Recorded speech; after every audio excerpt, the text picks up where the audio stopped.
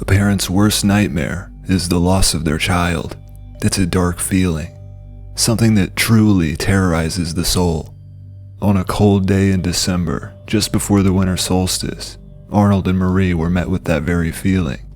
Their daughter Vivian was set to arrive back home just after 4 p.m., but her school bus never made it to the stop.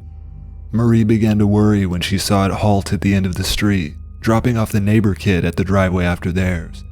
The couple walks down the road in search of answers. They knocked on the neighbor's door, but his mother Teresa was already emerging from their backyard as she noticed them waiting. The neighbor kid told Vivian's parents that she wasn't at school today. They looked at each other in confusion, the nightmare becoming a reality. It was all happening so fast. It wasn't like Vivian to skip out on her classes. They knew something had to be wrong. After calling the school and confirming that young Vivian hadn't boarded her bus that morning, Arnold and Marie filed a missing persons report. The authorities arrived within the hour and began their investigation. The lead detective gave his formal introduction and started collecting details on Vivian. Marie was a wreck, blaming herself for allowing Vivian to wait for the bus alone in the mornings so that they could make it into work early. Hours turned into days, and days into weeks, when one night, in the wee hours of the morning, Marie received a phone call. As she answered the phone, she could make out the faint and subtle echoes of a familiar giggle in the background. Her heart began to race as she tried to make sense of what her daughter was saying. Most of the noise was unintelligible. All that could be clearly heard was the same repeating phrase, "To the Pines." Marie put the phone on speaker and quickly explained what was happening to Arnold. As soon as Arnold heard his daughter's voice, he froze in shock. Marie took over again and continued bargaining with Vivian, but she wasn't responsive, and a couple minutes later, the call was ended. Any attempts to call the number would immediately send the dialer to voicemail. All they could do was screen record the audio for the detective.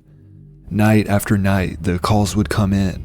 At first, the couple was ecstatic to hear the voice of their beloved Vivian, but after the third night, they were more disturbed than ever.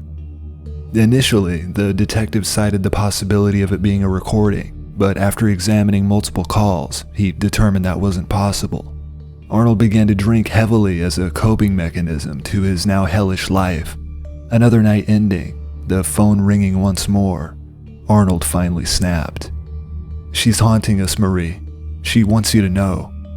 Marie stared at Arnold, wide-eyed and anxious as he smashed a kitchen chair onto the floor. "I killed her, Marie. I never left for work that morning. Just make it stop. Make her stop." Marie screamed in agony as the words left Arnold's mouth, tears forming as she jumped on top of him. Marie beat him mercilessly as he fumbled in his drunken state. All the pain, all the heartbreak, she took it out on him. She grabbed the car keys and ran out the back door once she was satisfied with his pummeling, phoning the detective and speeding down the street. They arranged a retrieval team to arrest Arnold, but upon entering the premises, they noticed a large object standing out amongst the trees. One of the officers pointed his MacLeod up into the air, where they discovered Arnold's body, a rope tied around his neck, swinging from the tall pines.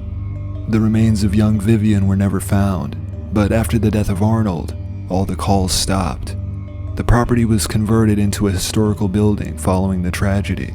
Some of the locals even say if you wait until the early hours of the morning, you can hear the sound of a young child running through the pines.